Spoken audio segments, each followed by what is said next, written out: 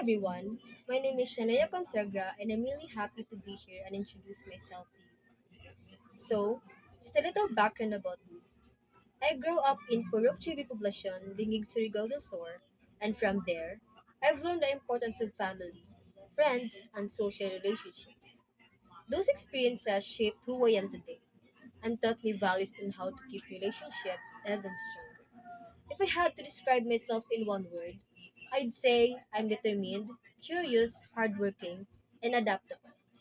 I really believe in continuous growth and I try to learn not just from my own experiences, but also from the people around me. One of my personal goals is to finish school, strong graduated honors, become a midwifery, start a business, or work abroad. I know it won't be easy, but I believe that every small step I take now brings me closer to that goal. Of course, life isn't all about academics. During my free time, I like to enjoy hobbies that make me feel balanced and happy, like reading books, bond with my family, or even talking to my friends. These things help me relax but also teach patience and discipline.